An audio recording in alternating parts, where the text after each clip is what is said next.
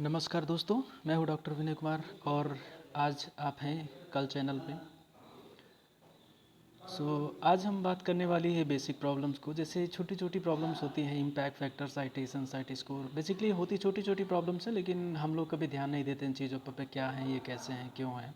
ठीक है। और कभी कभी ऐसे क्वेश्चन कब जैसे हम पहुँचते हैं कभी कहीं इंटरव्यू वगैरह में, असिस्टेंट प्रोफेसर का इंटरव्यू या फिर किसी रिसर्च पोजीशन का इंटरव्यू निकला हुआ है और उसके लिए हम जाते हैं, तो वहाँ पे आपका टेस्ट लेने के लिए वहाँ पे छोटे छोटे क्वेश्चन डाल दिए जाते हैं। ठीक है। और अगर हम लोग उसको ध्यान से नहीं देखे होते हैं, मोस्ट ऑफ द टाइम सभी को पता ही होता है कि इम्पैक्ट फैक्टर क्या है, बट फिर भी जो यंग रिसर्चर है उनके साथ में ये सबसे बड़ी प्रॉब्लम होती है कि वो बहुत कंफ्यूज होते हैं और उनको समझ में नहीं आता है कि यहाँ पे क्या करना है क्या नहीं करना है, फिर कैसे बोलना है, कैसे बताना है उनको। तो क्या होती हैं ये चीज़ें, इस चीज़ को कंफर्म करने के लिए, इस चीज़ को आपको समझाने के लिए ही मैं ये वीडियो बना रहा हूँ आज। और इसमें छोटे छोटे क्वेश्चन जैसे इम्पैक्ट फैक्टर क्या होता है, साइटेशन क्या होता है, साइट स्कोर क्या होता है, इसका क्या यूज है, ये इन सब चीज़ों के लिए ही मैं ये वीडियो बना रहा हूँ। सो सबसे पहले हम बात करते हैं, ये है साइटेशन। साइटेशन होता क्या है एग्जैक्टली। ठीक है। तो साइटेशन में सबसे ज़्यादा इंपॉर्टेंट, सबसे पहले ये समझ लो कि साइटेशन होता क्या है और कैसे हम किस चीज़ को कंसीडर करते हैं कि साइटेशन है। तो साइटेशन को कंसीडर करने का मतलब ये हुआ, जैसे कि जब कभी आप रिसर्च पेपर या रिव्यू पेपर या फिर थीसिस या फिर कोई भी आर्टिकल आप लिखते हैं, ठीक है, और वहाँ पे रेफरेंस को साइट करना होता है। ठीक है। आप लोगों ने रेफरेंस को साइट करने का देखा होगा। लाइक अब कोई पेपर आपने लिखा है, एक लाइन आपने कहीं से ली है, ठीक है, तो आपको उसका एविडेंस देना पड़ेगा कि ये जो आप कंटेंट आपने लिया है, लाइक आप ये जो कह रहे हैं ये किस बेसिस पे कह रहे हैं। आपके पास कोई एक बेसिस होगा ना, जिसकी बेसिस पे आप ये कह रहे हो। जैसे अभी आप कह रहे हैं न्यूटन लॉ, तो न्यूटन लॉ तो आपने बोल दिया, ठीक है, लेकिन न्यूटन लॉ सिर्फ कह देने से तो नहीं होगा ना। न्यूटन लॉ ठीक है, वैसे न्यूटन लॉ तो फिर वाइडली नोन है, तो इसको अगर हम ऐसे कह भी देते हैं तो भी ठीक है। बट अगर और भी छोटी छोटी इन्फॉर्मेशन होती है जो कि क्योंकि न्यूटन लॉ की बात करें तो बहुत बड़ी बात है, ठीक है, लेकिन और इससे भी छोटी छोटी इन्फॉर्मेशन होती हैं जो कि वाइडली नोन नहीं है, हर किसी को नहीं पता है कि ये यहाँ पे लिखा हुआ है, यार ये इन्होंने किया है ऐसा। ठीक है, ऐसा नहीं लिखा होता है। ठीक है, तो उसके लिए क्या करते हैं हम लोग, रेफरेंस को डालते हैं। ठीक है, वहाँ पे तो हम रेफरेंस को ढूंढेंगे और रेफरेंस को ढूंढ करके और रेफरेंस को साइट करते हैं। ठीक है, तो आप लोगों ने रिसर्च पेपर या रिव्यू पेपर पढ़ते हुए आपने पढ़ा होगा। ठीक है, लाइक कुमार एटाल, गुप्ता एटाल, मिश्रा एटाल।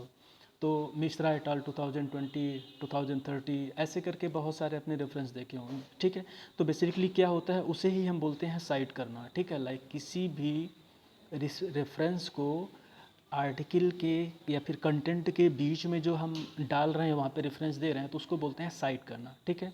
और इसी चीज़ को अब हम क्या करते हैं कि एक रेफरेंस लिस्ट बना लेते हैं कि रेफरेंस लिस्ट क्या है। लाइक आपने जब कभी आप कोई रिसर्च पेपर, रिव्यू पेपर पढ़ेंगे तो लास्ट में आप जाएंगे, देखेंगे वहाँ पे रेफरेंसेस पड़े होते हैं बहुत सारे। तो अब उसमें बहुत सारे रेफरेंस होते हैं, तो क्या करते हैं, कभी 1 2 3 के फॉर्म में पड़े होते हैं, कभी A to Z के फॉर्म में पड़े होते हैं। ठीक है, किसी न किसी फॉर्म में वो पड़े होंगे। ठीक है, नंबरिंग कर दिया जाता है, फिर विदाउट नंबरिंग होते हैं, लेकिन ये है कि होते सभी हैं। ठीक है, तो साइटेशन इस तरीके से भी होता है, एटाल करके।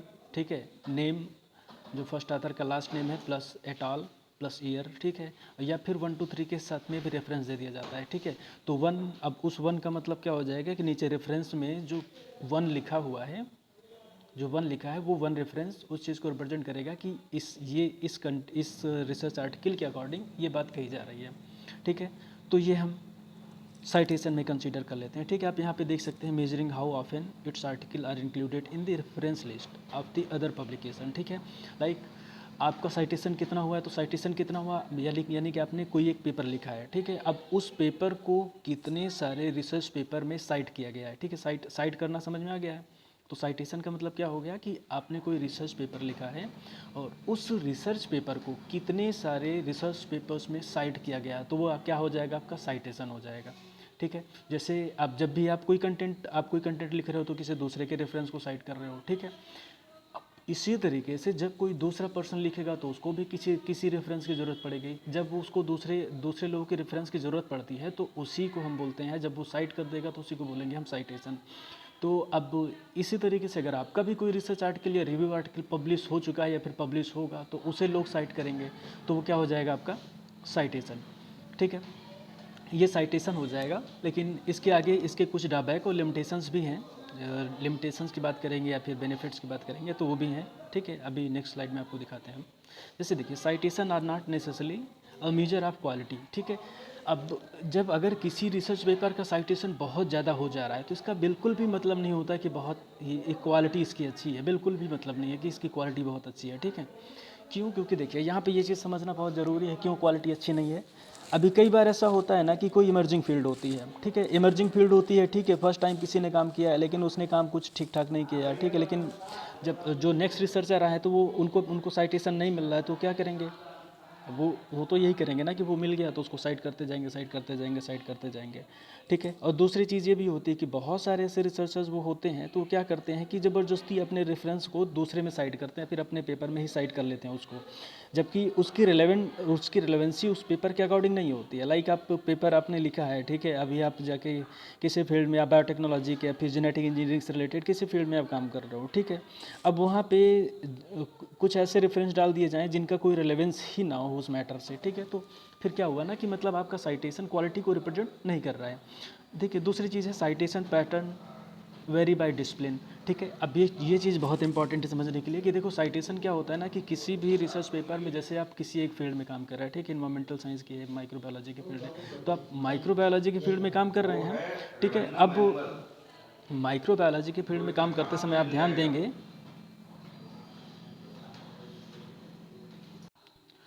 जो इमर्जिंग फील्ड होते हैं, इमर्जिंग फील्ड में क्या होगा कि उसमें साइटेशंस बहुत ज़्यादा होंगे। जैसे भी रिसेंटली आप लोगों ने देखा होगा कोविड-19, अब ये कोविड-19 हुआ तो कोविड-19 से रिसर्च पेपर आप लोगों ने देखा होगा कि यहाँ पे इतने सारे रिसर्च पेपर पब्लिश होना शुरू हुए, इतने सारे रिसर्च पेपर पब्लिश होना, हर महीने कम से कम नहीं तो 30 से 40 हज़ार पेपर पब्लिश हो रहे हैं हर महीने, कोविड-19 पे सिर्फ, ठीक है। तो अब जो फर्स्ट टाइम जिसने कोविड-19 पे कोई भी पेपर लिखा, ठीक है, मान लीजिए उन्होंने ये देखा कि वेस्ट वाटर में कोविड-19 आया है, ठीक है, या फिर किसी मतलब कोई भी हम कपड़ा यूज़ कर रहे हैं, ठीक है, मान मान लीजिए हमने हैंकी यूज़ किया तो हैंकी में वो कोविड-19 आया तो उसको उन्होंने दिखाया, ठीक है। नेक्स्ट रिसर्चर जो होंगे उसी को फॉलो करते जाएंगे, उसके बाद दिखाते जाएंगे, दिखाते जाएंगे, दिखाते जाएंगे, तो साइटेशन क्या होगा, इंस्टेंटली इंक्रीज हो जाएगा साइटेशन, ठीक है। इंस्टेंटली इंक्रीज हो रहा है, क्यों इंस्टेंटली इंक्रीज हो रहा है, ठीक है, बहुत ही रैपिड ग्रोथ देखने को मिलेगी उस टाइम पे साइटेशन। तो ये एक फील्ड है, क्या है इसमें क्या हो रहा है कि आपके किसी एक ही फील्ड में और ये अचानक से उछाल मारने वाली सिस्टम होते हैं, ठीक है। तो यहाँ पे साइटेशन बहुत तेज़ी से होगा। अब जैसे अभी आप स्पेस साइंस की बात करें तो स्पेस साइंस की अब हर रिसर्च इंस्टीट्यूट में तो स्पेस साइंस पे काम नहीं हो रहा है।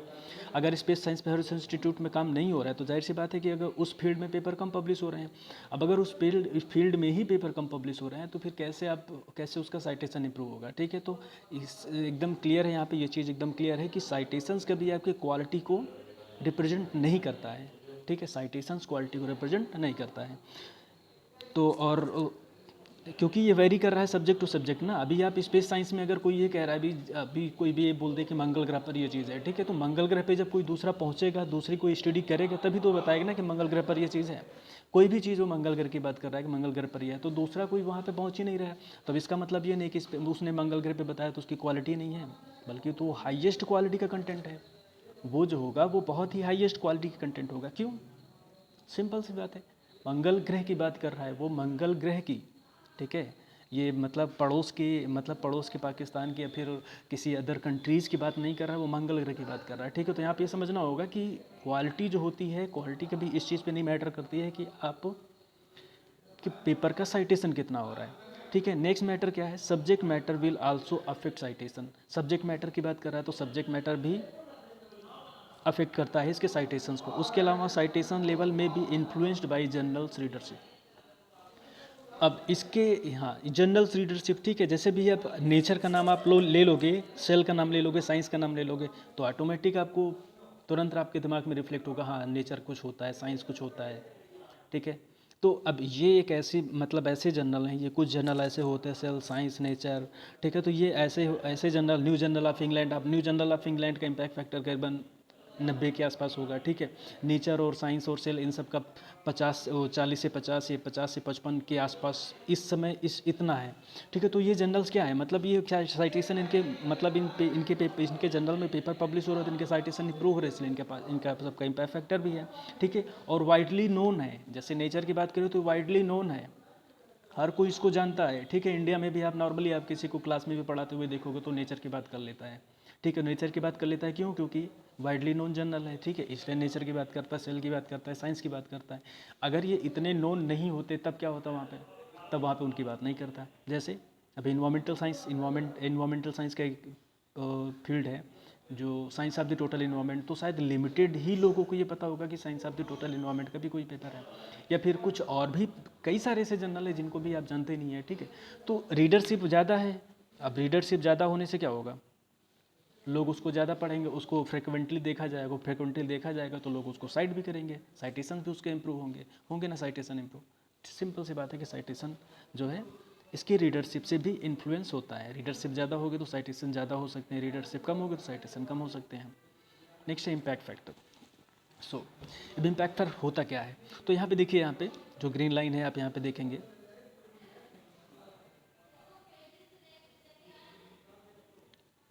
आप यहाँ पे देखिए, आप यहाँ पे लिखा है एवरेज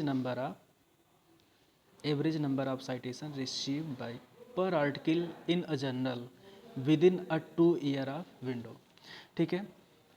2 साल में, अब यहाँ पे ये देखो, यहाँ पे एग्जैक्टली इसको सही से समझ लो क्या होता है। कोई जर्नल है, ठीक है, कोई जर्नल है, उसके उस जर्नल में 2 साल में कितने पेपर पब्लिश हुए हैं और कितने पेपर उसके जर्नल्स में जो पेपर पब्लिश हुआ है उसमें कितना साइटेशन हुआ है। 2 पेपर 2 साल के अंदर जितना पेपर पब्लिश्ड हुआ है और उसके अलावा कितनी साइटेशंस मिले हैं उनको, ठीक है। जब उसको करोगे तो उसके बाद आपको पता चल जाएगा कि उस जर्नल का साइटेशन कितना है, ठीक है। और यहाँ पे सबसे ज़्यादा याद रखने वाली चीज़ ये है कि यहाँ पे साइटेशन जो होता है वो जनरल का होता है, ना कि रिसर्च पेपर का होता है। वो ओवरऑल जनरल को रिप्रेजेंट करता है, ना कि रिसर्च पेपर को रिप्रेजेंट करता है। यहाँ पे ध्यान देने की ज़रूरत है, ठीक है। अगर कोई ये कहता है आपसे कि मेरा 10 इम्पैक्ट फैक्टर में जनरल है, 10 इम्पैक्ट फैक्टर में है, तो 10 इम्पैक्ट फैक्टर में उसका पेपर पब्लिश हुआ है, तो वो जनरल की बात कर रहा है, ना कि उसके पेपर की बात कर रहा है। उसके पेपर का ये इम्पैक्ट फैक्टर नहीं है, ठीक है। हो सकता है उसका पेपर पब्लिश हुआ हो, उसके 5 ही साइटेशन हो सकता है 3 ही साइटेशन हो, लेकिन इम्पैक्ट फैक्टर जनरल का जो होगा वो 10 हो सकता है, 12 हो सकता है, 15 भी हो सकता है, 20 भी हो सकता है, 50, 100, 200 भी हो सकता है, ठीक है। वो कुछ भी हो सकता है, ठीक है। लेकिन वो उसके पेपर का नहीं, उसके पेपर की क्वालिटी को नहीं रिप्रेजेंट कर रहा है, वो उस जर्नल की क्वालिटी को रिप्रेजेंट कर रहा है वहाँ पे, ठीक है। अब इसको कैलकुलेट करने के मैंने बता दिया आपको, सिंपल सा है कि 2 साल में कितना साइटेशन उसे मिला है, उस जर्नल में जो आर्टिकल पब्लिश है कितना साइटेशन मिला है, डिवाइडेड बाई कितना 2 साल में पेपर उसने पब्लिश किया है, कितने सारे पेपर उसके पब्लिश किए हैं। मान लीजिए उसके पास में 2 साल के अंदर उसने 100 पेपर पब्लिश हुए हैं और 2000 साइटेशन उसको मिले हैं टोटल। साल में 100 पेपर पब्लिश हुए और 2000 साइटेशन मिले, तो अब 2000 को 100 से डिवाइड कर देंगे। अब जब 2000 को 100 से डिवाइड किया जाएगा तो कितना वैल्यू आएगी? 20 आ जाएगी, ठीक है। तो इसका मतलब ये हुआ कि इस जर्नल का, जो भी XYZ जर्नल होगा, उस जर्नल का जो इम्पैक्ट फैक्टर होगा वो 20 होगा, ठीक है। तो उस जर्नल का इम्पैक्ट फैक्टर जो होगा वो 20 होगा। और ये जो इम्पैक्ट फैक्टर है ये वेब ऑफ साइंस के द्वारा, ये क्लेरिवेट वेब ऑफ साइंस है, तो क्लेरिवेट वेब ऑफ साइंस है, इसके द्वारा हर साल पब्लिश किया जाता है। और ये लगभग मार्च से मई के आसपास, इसी के बीच में, मार्च अप्रैल से मई तक के बीच में, मतलब 2-3 महीने के इसी के पीरियड में ये हर साल ये इसको अपडेट करता है, ठीक है। तो पुराने साल का क्यों? क्योंकि इसको भी डेटा पूरा कलेक्ट करना होता है, डेटा कलेक्ट करने के बाद उसके बाद वो करता है। और ये मतलब जितने भी वेब ऑफ साइंस यानी साइंस साइटेशन इंडेक्स जर्नल है, ये उनके लिए रिप्रेजेंट करता है, स्कोपस इंडेक्स है या फिर अदर हैं, तो उनका सबका ये दिखाता है, ठीक है। तो हर साल ये जो है, हर साल ये अपना कैलकुलेट करके हर साल अपने जर्नल को, वो मतलब जो इसका इम्पैक्ट फैक्टर है सबका बताता है, वो इसी हिसाब से जर्नल अपना अपडेट कर लेते हैं, उस हिसाब से जर्नल अपडेट करते हैं, ठीक है। तो यहाँ पे वेब ऑफ साइंस, यहाँ पे देख रहे हैं वेब ऑफ साइंस है, ये इसका सिंबल है। आप हर साल आपको ये मिल जाएगी लिस्ट, हर साल ये लिस्ट आपको देखने को मिलेगी। Clarivate in the web of science journal citation report, ठीक है, JCR जनरल साइटेशन रिपोर्ट, इसके थ्रू पब्लिश किया जाता है हर साल, ठीक है। और उसके बाद उसी के बेसिस पे जितने भी जर्नल्स होते हैं इसको ये अपने जर्नल की वेबसाइट पर अपडेट करते हैं, ठीक है। और नेक्स्ट है आपका 5 ईयर इम्पैक्ट फैक्टर। अब वो क्या था, इम्पैक्ट फैक्टर क्या होता है, वो 2 ईयर इम्पैक्ट फैक्टर होता है। 2 ईयर मतलब विद इन 2 ईयर जो भी वहाँ पे कैलकुलेशन चल रहा है वो 2 ईयर के डेटा को लेकर के कैलकुलेशन चल रहा है। लेकिन यहाँ पे 5 ईयर इम्पैक्ट फैक्टर में क्या होता है, ये एक मॉडिफाइड वर्जन है, इम्पैक्ट फैक्टर का ही मॉडिफाइड वर्जन है, क्योंकि उसमें माना जाता है कि 2 ईयर वाले में क्या होता है कि कई बार ऐसा होता है कि 2 ईयर में पेपर जैसे भी पेपर को एग्जैक्टली या फिर नया जनरल है तो उसके बारे में पूरी इन्फॉर्मेशन नहीं देता है, या फिर कभी कभी क्या होता है फ्लक्चुएशंस होते हैं, कभी किसी ईयर में कम हो जाता है किसी ईयर में ज़्यादा हो जाता है, तो उसको ये मानते हैं कि थोड़ा सा हो सकता है कम ज़्यादा इसकी वजह से हो रहा हो। बल्कि जबकि यूज की बात करें तो सबसे ज़्यादा उसी का यूज चल रहा है, ठीक है, लोगों को जो लोगों के माइंड में बिठाया जा रहा है तो वो उसी इम्पैक्ट फैक्टर की बात की जाती है, 5 ईयर की बात नहीं की जाती है, ठीक है, 2 ईयर की ही बात की जाती है। लेकिन 5 ईयर का भी कैलकुलेशन आप देखेंगे हर जनरल की वेबसाइट पे आपको मिल जाएगा, वहाँ पे भी कैलकुलेटिव वहाँ पे कैलकुलेट करके वहाँ पे रखा जाता है, और ये 5 ईयर भी जो है वहाँ पे आपको मिल जाएगा, ठीक है, 2 ईयर के साथ में। लेकिन 2 ईयर वाला जो होता है वो कौन पब्लिश करता है, वेब ऑफ साइंस, ठीक है, Clarivate in the web of science JCR journal citation report, ठीक है। लेकिन जब यहाँ पे 2 इसमें क्या होता है 5 ईयर, तो इस बिल्कुल सेम वैसे ही है, इसमें अंतर इतना है कि ये 5 ईयर के डेटा को लेकर करता है। मतलब ये हुआ कि 5 ईयर में कितने पेपर उसने पब्लिश किए हैं और 5 ईयर के अंदर कितने नंबर ऑफ साइटेशन है, ठीक है। तो number of citation in 5 year divided by number of paper published in 5 year, और इंक्लूडिंग करंट, ठीक है, इंक्लूडिंग करंट होता है यहाँ पे, including current to last year, current to last 5 year, ठीक है। तो यहाँ पे 5 साल का डेटा लिया जाता है और 5 साल के डेटा को लेकर के उसको कैलकुलेट करते हैं और ये 5 ईयर इम्पैक्ट फैक्टर हो जाएगा। नेक्स्ट है साइट स्कोर। अब यहाँ पे साइट स्कोर थोड़ा सा उनसे डिफरेंट है, वैसे डिफरेंट नहीं है, साइट स्कोर भी एज इट इज़ वैसी ही चीज़ें हैं, उसमें कुछ अलग नहीं होने वाला है। लेकिन यहाँ पे ये समझो कि साइट स्कोर जो होता है वो सिर्फ स्कोपस इंडेक्स साइटेशन का ही होता है, ठीक है, ठीक है। मतलब ये हुआ कि स्कोपस एक डेटाबेस है यहाँ पे, ठीक है। यहाँ पे पहले एक बार ही समझ लीजिए, site score is the average number of citation received by articles recently published in the journals. It's currently available for journal and book series which are indexed divided by the total number of items published in journal X in those 4 year in the Scopus database, ठीक है। तो यहाँ पे 4 year के data को लेकर के करता है, 4 ईयर का डेटा, ठीक है। अभी यहाँ पे कैलकुलेट करने के लिए आप यहाँ पे देखेंगे, कैलकुलेट करने का फार्मूला यहाँ पे आपका दिया गया है। आप इस वैसे आपको कैलकुलेट तो नहीं करना है, लेकिन कैलकुलेट कैसे करते हैं ये चीज़ यहाँ पे बता दिया गया है, इसीलिए इस चीज़ को दिखा दिया है कि कैसे कैलकुलेट किया जाए। इसमें देखिए क्या है, number of all citation recorded in Scopus, ठीक है। मतलब स्कोपस का, अब इन स्कोपस का मतलब ये हुआ कि स्कोपस जो इंडेक्स्ड जर्नल हैं, स्कोपस इंडेक्स जितने भी जर्नल्स हैं उनके द्वारा जो साइटेशन किया जा रहा है 4 साल के अंदर, ये उसकी बात करता है सिर्फ। साइट स्कोर मतलब ये हुआ कि स्कोपस इंडेक्स्ड जर्नल हैं और स्कोपस इंडेक्स्ड साइटेशन जो हो रहा है, मतलब ये हुआ कि स्कोपस इंडेक्स जर्नल में जो रिसर्च पेपर पब्लिश हो रहे हैं अगर उनमें आपके पेपर का साइटेशन है, ठीक है, उनमें अगर आपके पेपर का साइटेशन है तब उसको हम काउंट करेंगे किसमें, साइट स्कोर में, ठीक है। साइट स्कोर में सिर्फ वही होंगे, ठीक है। अगर स्कोपस इंडेक्स नहीं है, क्योंकि बहुत सारे ऐसे जर्नल होते हैं, आप देखोगे ऑनलाइन बहुत सारे ऐसे जर्नल होंगे जो कि स्कोपस इंडेक्स नहीं होते हैं, ठीक है। ऐसा नहीं है कि स्कोपस इंडेक्स नहीं तो रेपुटेशन नहीं है, ऐसे बहुत सारे जर्नल हैं जो स्कोपस इंडेक्स नहीं होते लेकिन उनकी रेपुटेशन होती है, ठीक है। वो रेपुटेड जर्नल्स होते हैं, स्कोपस इंडेक्स नहीं होते हैं फिर भी, ठीक है। तो वो जर्नल्स होते हैं, ठीक है। अब उनके उन जर्नल्स की बात करो, उसके बाद total number of item published in journal x in those 4 year, ठीक है। तो अब जिन 4 साल की बात की जा रही है, जैसे अभी हम बात करें आज से लाइक 17, 18, 19, 20 एंड 21, या फिर 18, 19, 20, 21, 22, अब 4 साल का हम डेटा ले लेंगे, 4 साल में कितने पेपर उसने पब्लिश किए हैं और उन 4 साल के अंदर स्कोपस इंडेक्स साइटेशन कितना है, ठीक है। अब फिर से मैं बता रहा हूँ, स्कोपस इंडेक्स साइटेशन का मतलब ये हुआ कि स्कोपस वाले जर्नल के द्वारा कितना साइटेशन किया गया है आपके पेपर का। तो ये इसको कैलकुलेट करने के बाद आपको क्या मिलेगा, साइट स्कोर, ठीक है। ये है आपका साइट स्कोर कैलकुलेशन करने का मेथड।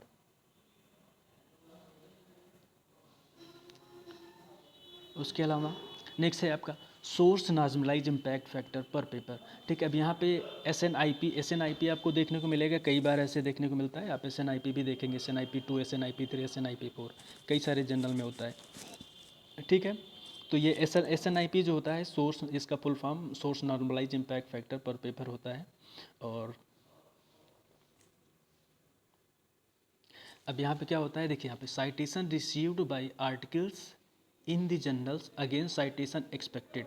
क्या एक्सपेक्ट किया गया था, कितना एक्सपेक्ट किया जा रहा है, कितना साइटेशन होगा और कितना रिसीव किया गया है, तो उसके बेसिस पे ये कैलकुलेट किया जाता है। और for the subject field using Scopus data, अब यहाँ पे भी स्कोपस डेटा ही यूज कर रहे हैं, ठीक है।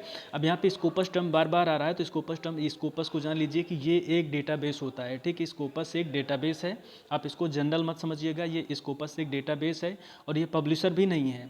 पब्लिशर भी इसको, पब्लिशर के भी कंफ्यूजन दिमाग में नहीं आनी चाहिए कि ये पब्लिशर है, ये सिर्फ और सिर्फ एक डेटाबेस है जो कि इंडेक्सिंग, अब्स्ट्रैक्टिंग और इंडेक्सिंग की फैसिलिटी प्रोवाइड करता है। अब्स्ट्रैक्टिंग इंडेक्सिंग की फैसिलिटी प्रोवाइड करता है, ठीक है, जिसको हम लोग बोलते हैं, जैसे अभी हम लोग बोलते हैं ना साइंस साइटेशन इंडेक्स है कि नहीं है, SCI इंडेक्स जनरल होना चाहिए, SCI इंडेक्स या फिर स्कोपस इंडेक्स जनरल होना चाहिए। तो ये इंडेक्सिंग का काम करता है, सब्सट्रैक्टिंग और इंडेक्सिंग का काम करता है सिर्फ, बाकी इसका और कोई काम नहीं है यहाँ पे, ठीक है। तो यहाँ पे क्या बोला गया है, general against citation expected for the subject field using Scopus data, ठीक है। SNIP पब्लिश ट्वाइस, अब यहाँ पे देखिए ये ट्वाइस पब्लिश होता है हर साल, ट्वाइस इन अ ईयर, ठीक है।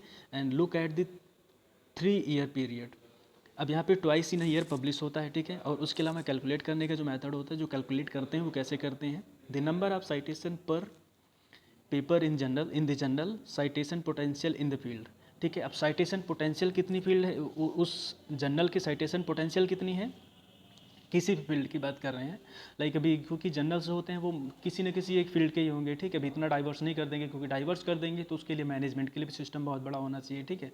और डाइवर्सिटी बढ़ जाएगी तो फिर वो एक गोल जो होता है वो नहीं हो पाएगा, ठीक है। जैसे भी क्या है, एक डॉक्टर है, अगर वो डॉक्टर का भी काम करने लगे, लॉयर का भी काम करने लगे, जज का भी काम करने लगे, टीचर का भी काम करने लगे, तो शायद उसके अंदर वो क्वालिटी नहीं आ पाएगी, ठीक है। उसके अंदर फिर क्योंकि डाइवर्स हो जा रहा तो क्वालिटी वो नहीं दे पाएगा, ठीक है। और उसी तरीके अभी अगर हम फील्ड की बात करें, ठीक है, मान लीजिए आप इन्वायरमेंटल साइंस से है, माइक्रोबायोलॉजी से है, बायोटेक्नोलॉजी से है, जेनेटिक इंजीनियरिंग से हैं, ठीक है। तो जनरल्स के क्या है, कोई ना कोई एक कोर एरिया होता है, उसी कोर एरिया पे ही वो वर्क करते हैं, ठीक है। हर एक एरिया पे जा करके वो काम करना नहीं शुरू कर देते। अगर हर एक एरिया पे काम करना शुरू कर देंगे, हर एरिया पे पब्लिश करना शुरू कर देंगे, तब उनके लिए प्रॉब्लम हो जाएगी, ठीक है। और उसके बाद फिर वो अपने ऑडियंस को नहीं बना पाएंगे कि कौन कौन से ऑडियंस हमारे होने चाहिए, और उसके बाद फिर वो क्लैरिटी नहीं मिल पाएगी। क्यों? क्योंकि उसी में आप जर्नलिज्म का भी पेपर पब्लिश कर रहे हैं, आप उसी में लॉ का भी पेपर पब्लिश कर रहे हैं, उसी में आप ये भी कर रहे हैं, उसी में बायोटेक्नोलॉजी, उसी में इंजीनियरिंग, उसी में केमिस्ट्री, उसी में फिजिक्स, तो आपके फिर ऑडियंस ही नहीं क्लियर हो पाएंगे, ठीक है। लाइक भी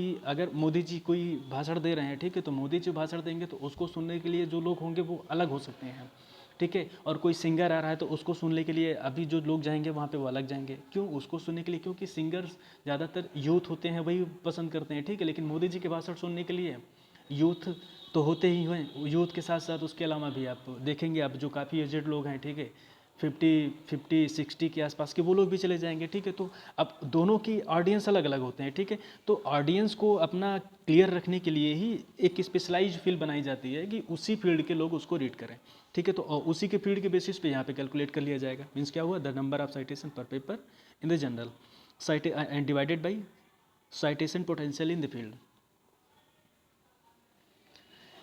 SJR, अब SJR की भी कई बार हमने ऐसा देखा है कि SJR के भी इम्पैक्ट फैक्टर दिए जाते हैं, SJR इम्पैक्ट फैक्टर, ठीक है। कई बार ऐसा होता है कि SJR के इम्पैक्ट फैक्टर दिया जाता है और ऐसे लिखा होता है SJR इम्पैक्ट फैक्टर इतना, ठीक है। तो SJR इम्पैक्ट फैक्टर जो भी दिखाया जा रहा है तो उसको कैलकुलेट करने का ये आपने नीचे फार्मूला आप देख सकते हैं, नीचे यहाँ पे डाल दिया गया फार्मूला। और उसके अलावा क्या है ये भी देख लीजिए।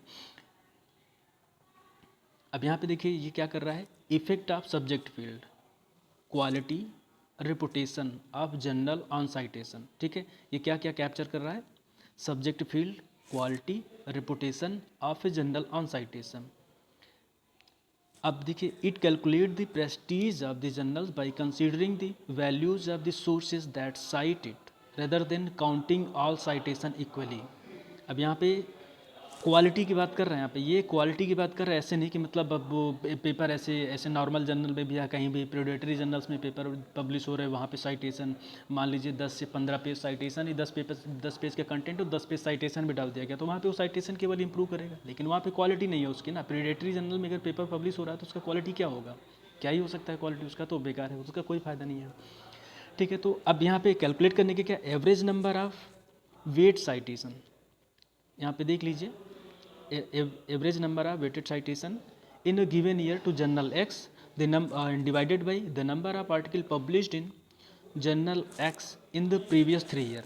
तो ये 3 ईयर के डेटा को लेकर के काम करता है, ठीक है। अभी आपने देखा जैसे अभी सबका अलग अलग है, ठीक है। ये क्या है, 3 ईयर का है। अभी आपने इम्पैक्ट फैक्टर देखा तो वो क्या करता था, 2 ईयर का डेटा ले रहा है। जो 5 ईयर इम्पैक्ट फैक्टर है वो 5 ईयर का डेटा ले रहा है। साइट स्कोर है वो 4 ईयर का ले रहा है। या ये क्या कह रहा है, 3 ईयर का डेटा चाहिए इसको, ठीक है। 3 ईयर का डेटा इसको चाहिए बस। तो अभी इसका यूज की बात करें, अगर हम साइटेशंस के, साइट स्कोर के, इन सब के यूज़ की बात करें, तो फिलहाल के लिए अगर आप कोई भी पर्सन अगर रिसर्च के फील्ड में है तो एटलीस्ट उसे इतना तो आइडिया होना ही चाहिए कि इम्पैक्ट फैक्टर क्या होता है, साइटेशन क्या होता है, साइट स्कोर क्या होता है। उसको इतना तो आइडिया होना ही चाहिए। ये तो एक जनरल, एक बहुत ही मोस्ट बेसिक थिंग होती है, मोस्ट बेसिक बेसिक थिंग्स होगी जिसको पर्सन को पता होना चाहिए। अगर इतना भी नहीं पता है तो मतलब वो रिसर्च फील्ड में काम ही नहीं कर रहा है। क्योंकि आपको इसी के थ्रू डील करना है ऑल द टाइम, आपको इसी के थ्रू डील करना होगा, ठीक है। साइटेशन, साइट स्कोर, ये सारी चीज़ें आपको मिलेंगी ही मिलेंगी। जब भी आप कोई रिसर्च पेपर लिखेंगे तो वहाँ पे इसको दिया ही, उस वही चीज़ देख करके आप कंसीडर ही करते हैं, ठीक है। तो कई बार ऐसे प्रॉब्लम होती है, स्टूडेंट्स कई बार ऐसे परेशान होते हैं कि अच्छे इम्पैक्ट फैक्टर, बड़े इम्पैक्ट फैक्टर में हम पेपर पब्लिश करेंगे और उसके बाद उसमें बड़े इम्पैक्ट फैक्टर में आ गया तभी हमारी क्वालिटी का पता चलेगा, अदरवाइज़ क्वालिटी का पता नहीं चला। तो जैसे कि मैंने आपको वीडियो में बताया है कि क्वालिटी कभी भी इम्पैक्ट फैक्टर से नहीं डिसाइड की जाती है, ठीक है। अगर स्पेस साइंस है, स्पेस साइंस के फील्ड में इतना काम ही नहीं हो रहा तो इसका इम्पैक्ट फैक्टर नहीं। अगर उसका इम्पैक्ट फैक्टर नहीं तो इसका बिल्कुल भी ये मतलब नहीं है कि उसकी कोई पोटेंशियल नहीं है, उस वर्क की कोई पोटेंशियल नहीं, उस वर्क की कोई क्वांटिटी नहीं है, वो क्वालिटी नहीं है उस वर्क की, ऐसा बिल्कुल भी नहीं है, ठीक है। तो माइंड में ये चीज़ नहीं रखना है। हाँ, आपको जो मोस्ट बेसिक क्राइटेरिया होना चाहिए आपका वो ये हो कि स्कोपस इंडेक्स्ड हो या फिर एससीआई इंडेक्स्ड हो पेपर, जनरल जो भी आप जनरल आप सेलेक्ट कर रहे हैं अपने पेपर को सबमिट करने के लिए, तो स्कोपस इंडेक्स हो या फिर एससीआई इंडेक्स हो, और हो सके तो इम्पैक्ट फैक्टर ठीक ठाक हो, ठीक है। क्योंकि बहुत ही लो होना तो भी बेकार है और बहुत हाई तो फिर उसके लिए आपको क्वालिटी पे काम करना ही पड़ेगा। और हाँ, इसका मतलब ये भी नहीं है कि, ये भी समझ लीजिए, इसका मतलब ये भी नहीं है कि अगर किसी जनरल का इम्पैक्ट फैक्टर हाई है तो अगर मैं ये कह रहा हूँ कि मतलब ज़रूरी नहीं कि वो ही इम्पॉर्टेंट ही हो, तो इसका मतलब ये भी नहीं है कि वो इम्पॉर्टेंट ना भी हो।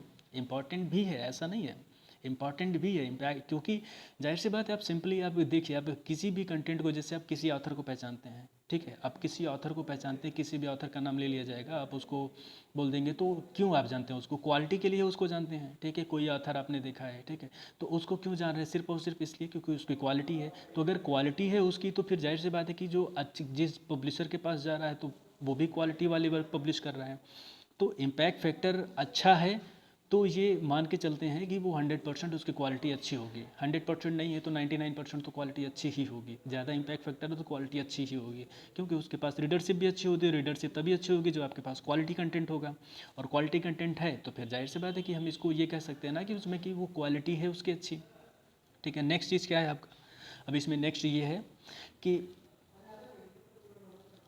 जो आपके कंटेंट रेडी किया, आपने कंटेंट रेडी किया तो हमेशा दिमाग में यही नहीं लेके चलना है कि पब्लिश करना है तो मुझे अच्छे जर्नल में पब्लिश करना है। और ख़ास करके वो यंग रिसर्चर, मैं उनको यही कहना चाहूँगा कि वो हमेशा इस चीज़ को मत देखें, इस चीज़ के चक्कर में ना पड़े रहें कि हम बहुत अच्छे इम्पैक्ट फैक्टर में पब्लिश करेंगे, बहुत ही अच्छे में, ठीक है, पहली बार में ही हम सीधे दागेंगे और सीधे वो आसमान के उस पार निकल जाएगा, ठीक है। मंगल ग्रह को क्या लोग मंगल ग्रह की बात कर रहे हैं, हम और भी अच्छे वाले ग्रह पर जाएंगे और दूर वाले ग्रह पर जाएंगे, ठीक है। तो ऐसा दिमाग में बिल्कुल भी नहीं ले आना है। आप जब चीज़ें सीख रहे हैं तो धीरे धीरे सीखते हुए करना शुरू करिए, ठीक है। कभी भी आप ये मत सोच के चलिए कि नहीं आप सीधे 10 वाले में ही डालेंगे, 25 वाले में, 25 के नीचे बात नहीं करना है, ठीक है।